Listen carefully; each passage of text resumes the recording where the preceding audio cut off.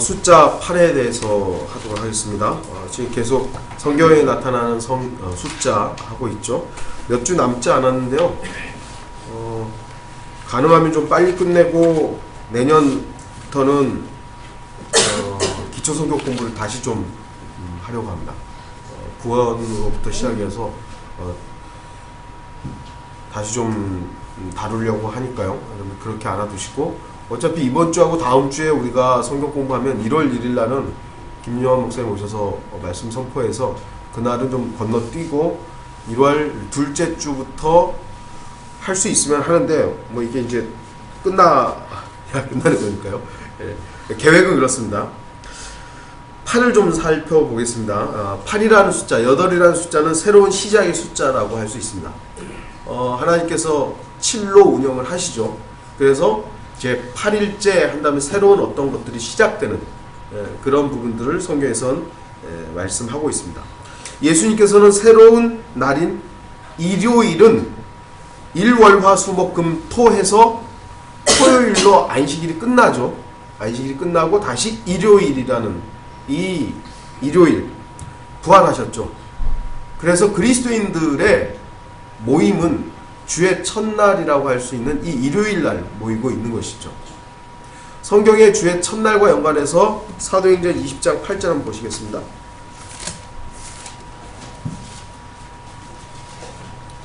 아, 7절이요. 20장 7절.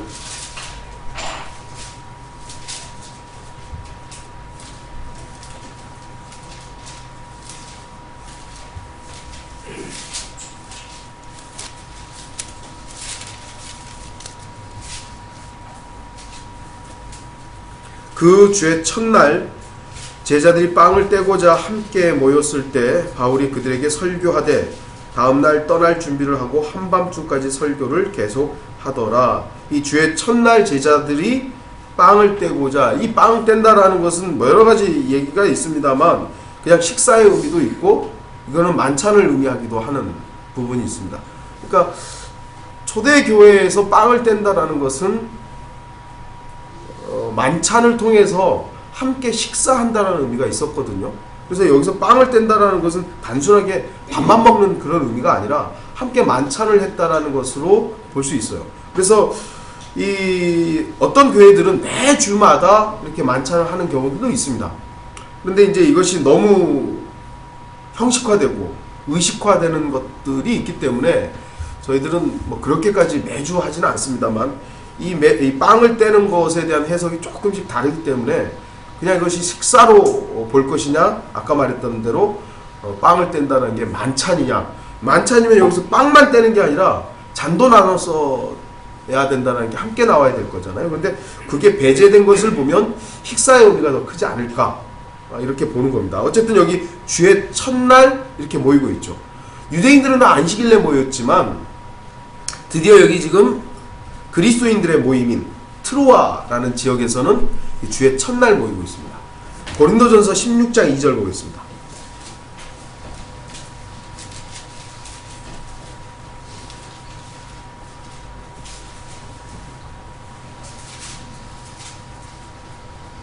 이 고린도 교회 16장 2절입니다. 16장 2절.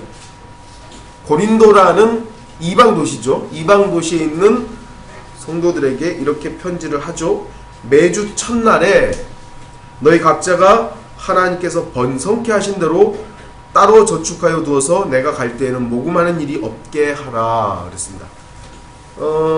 매주 첫날 모임을 갖고 또한 이때 주님께 드리는 헌물을 드리게 되는 이런 형태가 초대교회에 있게 된 것입니다.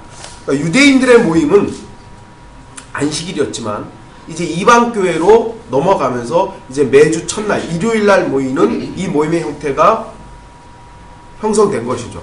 물론 그렇다고 해서 지난번에도 말씀드렸지만 모든 그리스도인들의 모임은 반드시 안식일처럼 일요일날 모여야 한다, 이런 규정이 있는 건 아니에요. 그러나 이런 형태로 일요일날 모임을 통해서 주님께 예배드리고 함께 교제하고 이런 형태가 있었다라는 것이죠. 그러니까 이것이 바로 8일째라는 의미가 있다는 것입니다.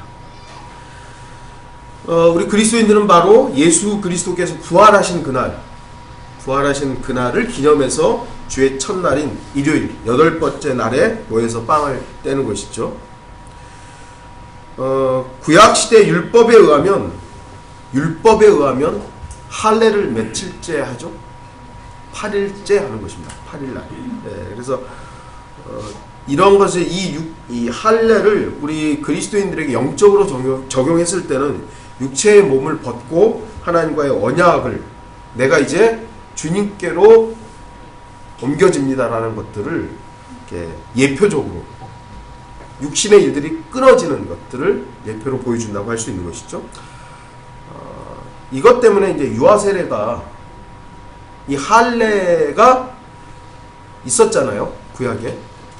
그런 것들을 가져와서 소위 말해서 유아세례를 입증하려고 하는 거예요. 그럼 여자애들은 왜 세례 주죠? 남자만 해야 될 거 아니에요. 그러니까 이런 말도 안 되는 것들을 어거지로 끌어다가 유아세례를 자꾸 이제 합리화시키는 것이죠. 분명한 것은 유아세례는 이교도들의 풍습이었어요. 이교도들. 그리스도인에 내려온 어떤 것도 아니었습니다. 그리스도인들은 분명하게 원래 처음에는 성인들이었죠. 성인들. 그러다가 이것이 이제 예수 그리스도를 개인의 구세주로 받아들일 수 있는 청소년까지 좀 내려온 것이지만 아이들은 아니었어요. 특히 갓난 애들은. 이게 이제 카톨릭에서 이교의 풍습을 그대로 교회로 가져와 가지고 침례를 그 갓난 아기들한테 줄 수 없으니까 형식을 바꿔버린 거죠. 물뿌림으로 인해서 유아 세례를 줌으로 인해서 카톨릭 교인으로 만든 것이죠. 그 어린아이 때. 저도 유아 세례를 받았어요. 제가 몇 살 때 받았는지 기억도 안 나요. 그리고 이렇게 받았는지 물을 뿌렸는지 물을 톡 찍었는지 기억도 하나도 안 나요. 네. 그만큼 이교도 풍습이 교회로 들어와서 그것이 마치 교회의 어떤 전통이냐. 그리고 제가 말씀드리지만 이 종교 개혁자들이 이 유아 세례를 끊지 못함으로 인해서 성경대로 믿는 침례교도들이 유아 세례를 반대한다는 이유만으로 또 이 개신교회들이 침례교도들을 또 많이 죽였어요. 왜 너네 유아 세례 반대해? 이런 것들 때문에. 카톨릭만 죽인 게 아니에요. 물론 이제 지난번에도 말씀드렸지만 이 성경을 믿었던 침례교도들도 같이 싸워가지고 또 장로교회들도 죽이고 카톨릭도 죽이고 이런 일들이 예전에는 많이 있었죠. 지금은 구분이 되지만요. 할례가 이렇게 이제 8일째 행해졌던 것들이 있습니다. 이거 성경에 나오는 부분들이니까요. 이거는 좀 넘어가도록 하겠습니다. 여러분들이 8과 연관되어 있어서는 그렇게 찾아보시면 될 것입니다. 9를 좀 살펴보겠습니다. 9. 심판과 연관되어 있는 숫자이기도 하고요. 심판을 통해서 나타나는 결실. 심판을 하나님께서 행하셨고 그 심판의 결실로 나타나는 풍성함을 9와 연관이 있습니다. 심판과 연관해 있는 그 단어들이 끝없이 깊은 구렁이라는 단어가 있습니다. 계시록에 나와 있죠. 9번 사용이 되고 있어요. 계시록 9장을 보겠습니다.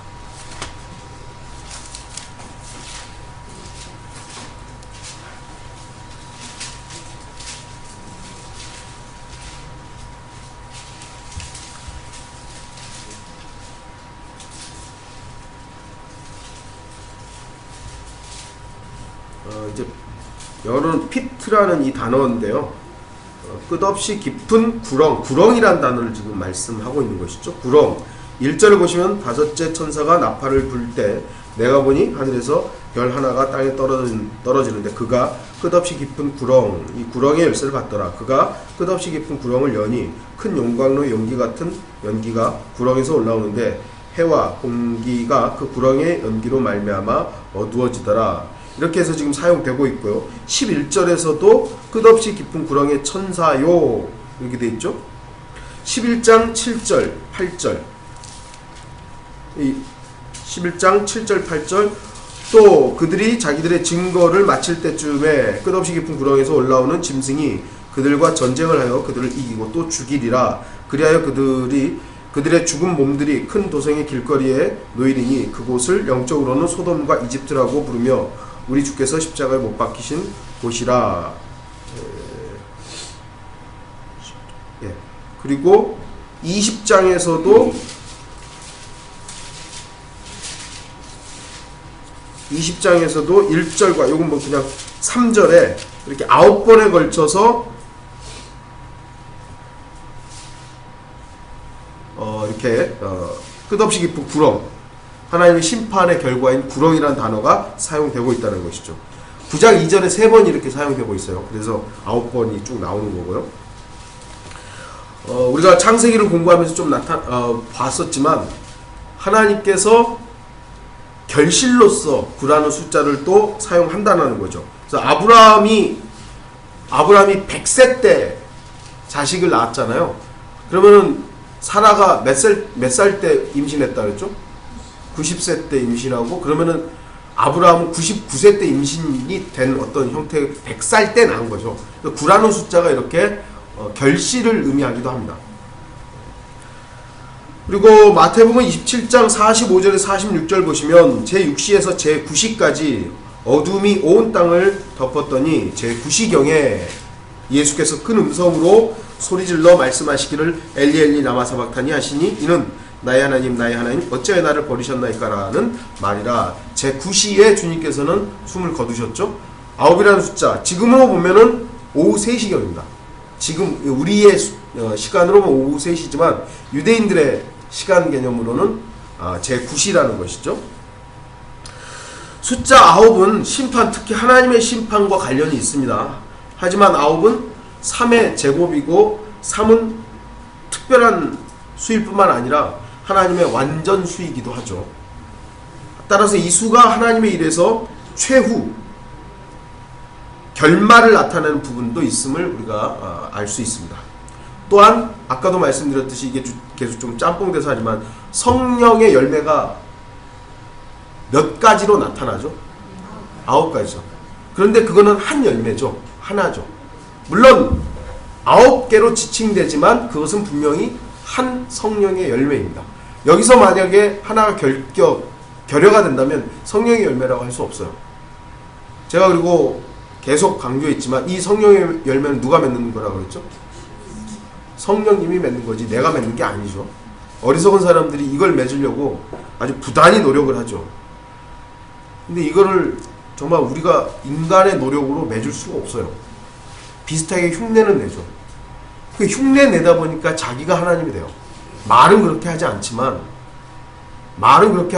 자기가 노력을 하고 사람들에게 그런 모습을 보임으로 사람들이 어떻게 하죠? 야, 저 사람은 정말 대단하다. 이렇게 하면 그 하나님의 자리에 자기가 어느 순간 딱 올라 있는 거야. 봐라, 나처럼 안 하는 너네들.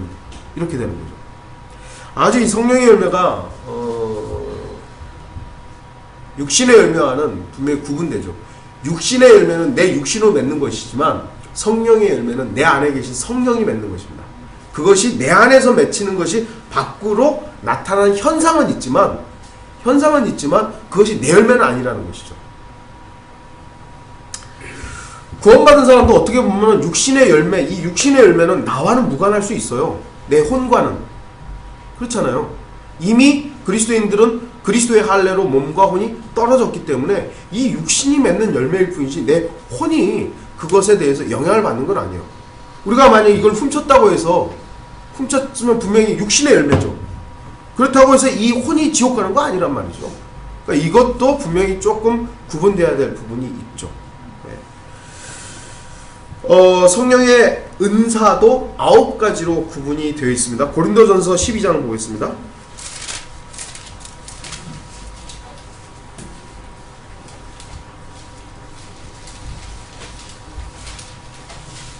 8절에서 10절 이렇게 나오는데요.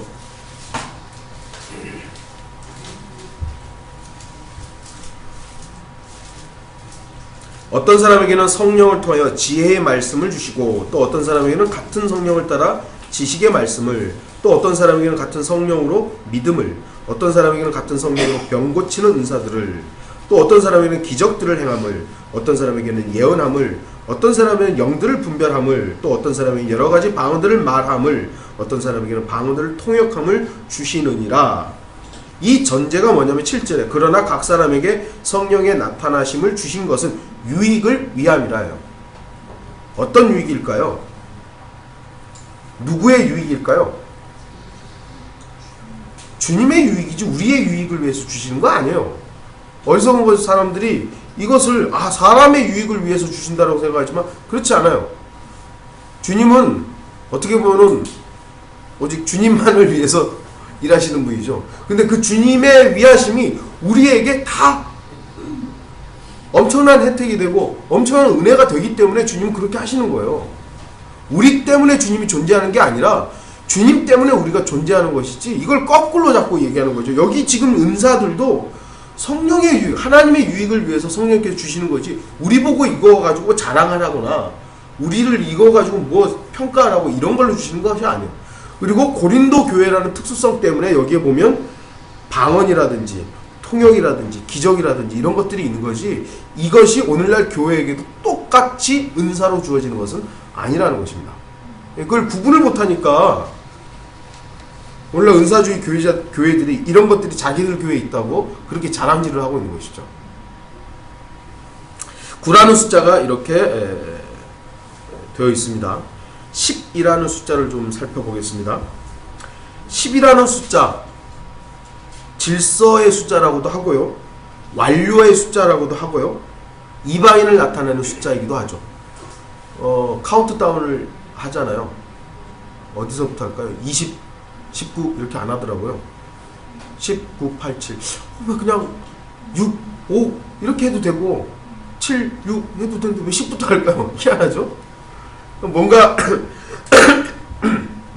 하나님께서 유대인들과 연관해서는 7로 많이 하셨지만 이방인들과 연관해서는 10이라는 숫자로 이렇게 하셨다는 거죠.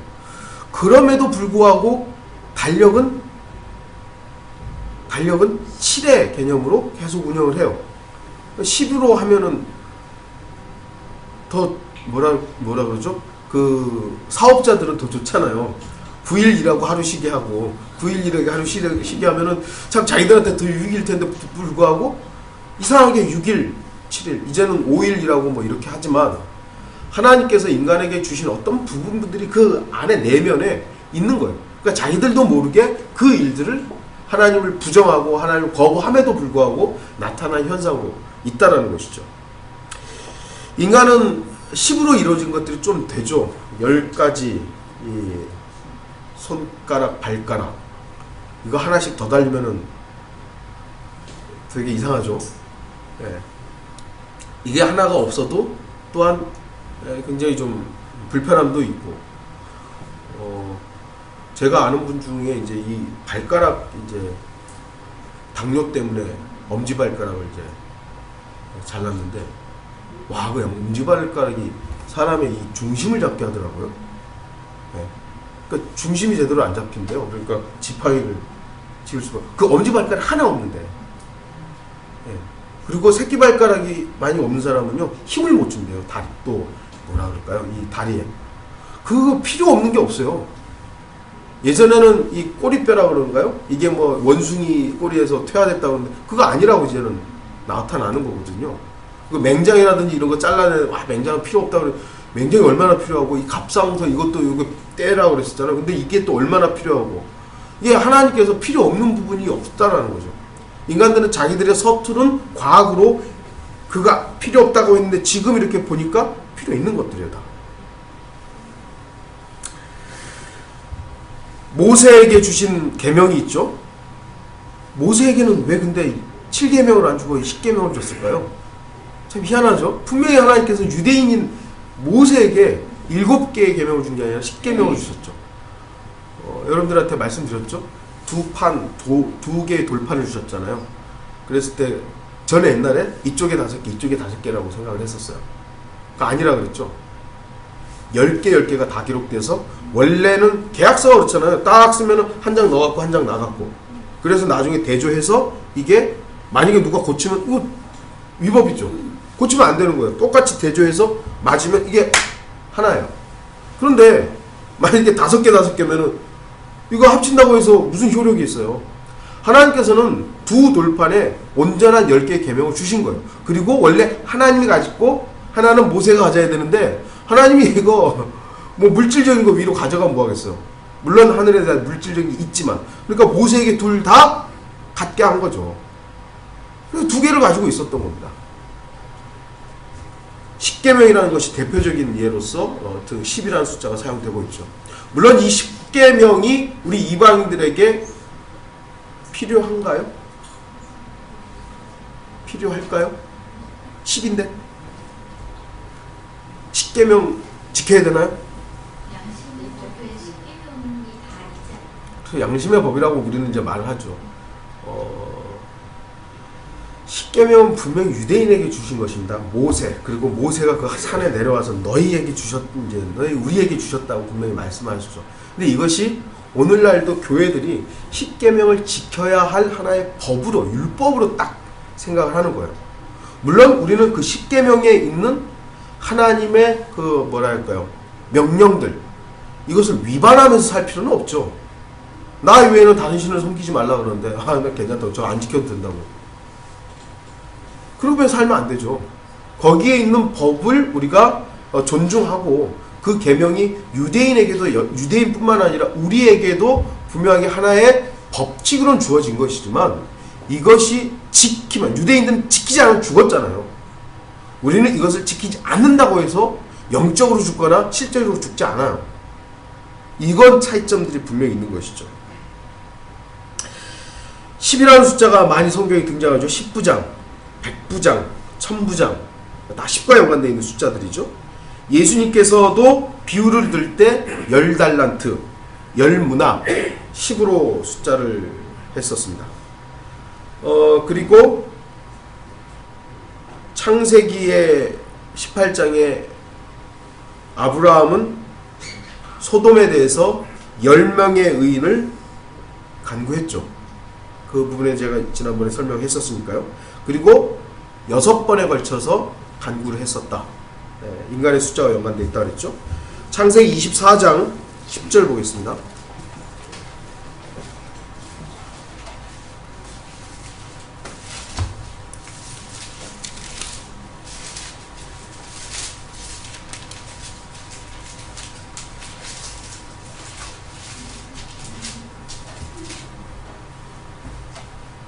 그리하여 그 종이 자기 주인의 낙타들 중에서 10마리를 취하여 떠났으니, 아브라함의 이제 늙은 종 엘리에셀이 신부를 맞이하러 어디로 가냐면 파단 아람으로, 바로 칼디아으로 가는 거죠. 이방인의 땅으로 가면서 10마리의 낙타를 가져갑니다.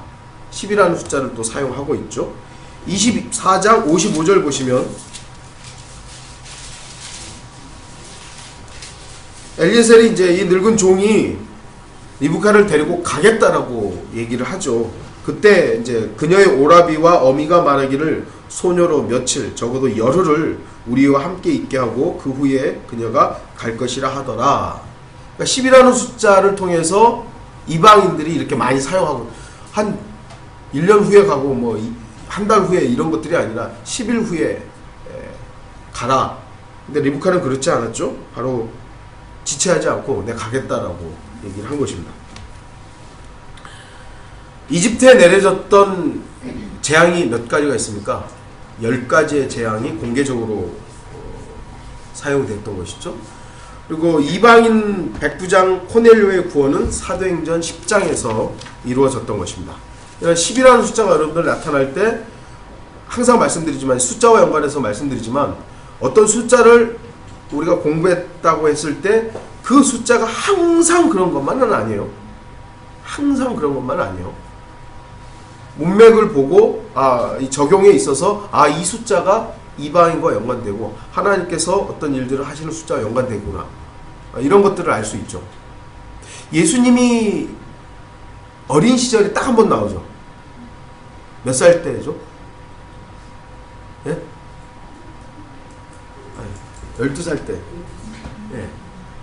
왜 근데 주님은 하나님께서 4살 때, 아니면 한 14살 때, 17살 때, 예수님 30살 때 공생애를 시작했으니까 20 몇 살 때. 이거 하나도 안 나오고 왜 12? 12살이냐 이거죠. 이 숫자가 바로 유대인과 연관되어 있기 때문에 그렇죠. 유대인과. 바로 이제 우리가 할 게 12이라는 숫자입니다. 12. 이스라엘을 나타내는 숫자라는 것이죠. 아까 10이라는 숫자는 이방인을 나타내는 숫자라면 12라는 숫자는 유대인과 연관되어 있는 숫자라는 것입니다. 유대인.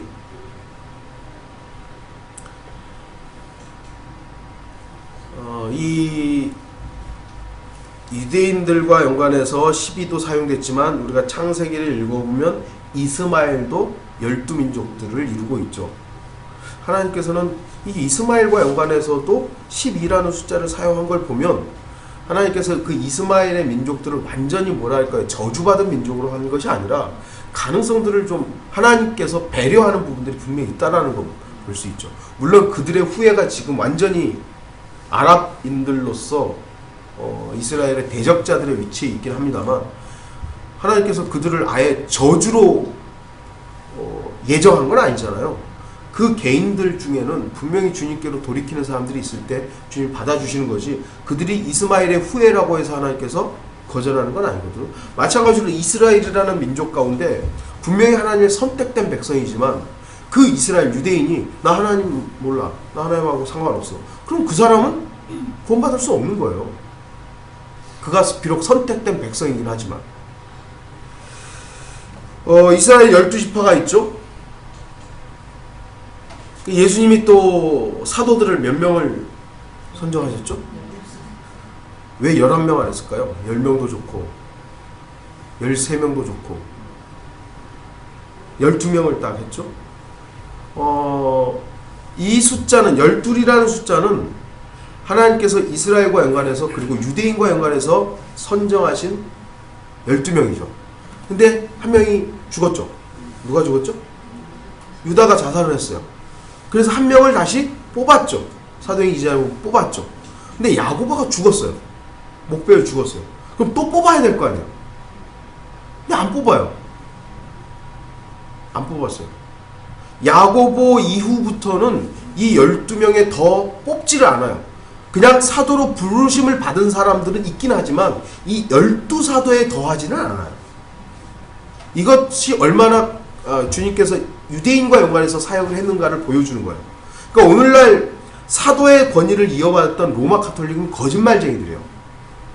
베드로의 무슨 권위를 이어받아 지들이 베드로 위에 교회를 세워졌고 그 베드로 위에 세워진 초대 교황부터 쭉 이어져 있는 지금 교황은 그 권위를 받았다. 거짓말하는 것이죠. 방금 말씀드렸듯이 12사도 이외에는 주님께서 더 이상 12사도 이외에는 뽑은 적이 없어요. 사도 바울은 이 12명 이외의 사도예요. 이외의 사도예요. 성경에 다른 사도들이 또 나오죠. 이 사람들은 12사도에 포함된 거 아니에요. 왜냐하면 이 12사도는 사도행전 1장을 보십시오. 1장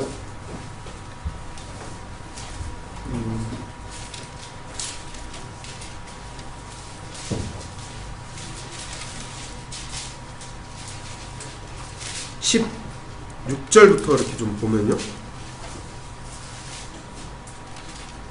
형제 여러분, 예수를 붙잡은 자들의 길잡이가 된 유다에 관하여 성령께서 다윗의 입을 통해 미리 말씀하신 이 성경이 이루어진 것은 당연하도다. 그가 우리와 함께 계수되었으며 우리와 함께 12명에 계수되었죠. 이 사역의 한 부분을 담당하였느니라.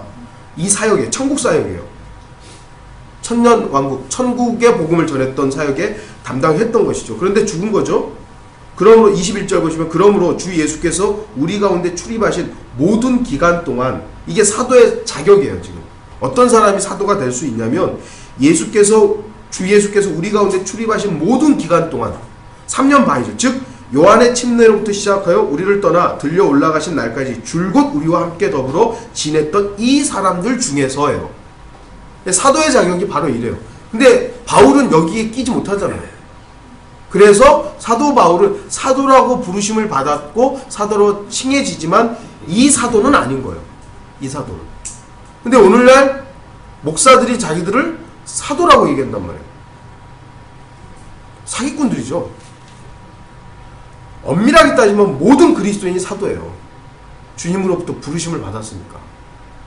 예, 이런 부분들이 12와 연관해서 그렇다라는 것이죠.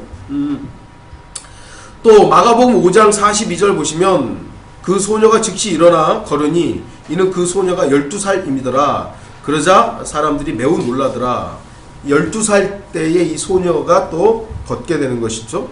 이것이 이제 이스라엘의 영적 상태들을 이렇게 보여주고 있고요.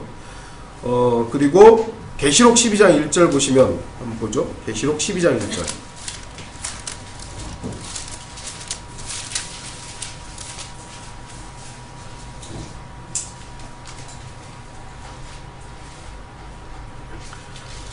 하늘에 큰 이적이 나타났으니 한 여인이 해로 옷 입었고 다른 그녀의 발 밑에 있으며 머리에는 12별이 있는 면류관을 썼는데 이 여인에 대한 해석이 참 가지각색이지만 이 머리에 12별을 면류관을 쓰고 있는 이 여인은 이스라엘입니다. 이미 배워서 아시는 분들 아시겠습니다만 이 12별과 연관되어 있는 여인, 예, 이 여인은 이스라엘입니다. 오늘 여기까지 하도록 하겠습니다. 11시에 예배 시작하겠습니다.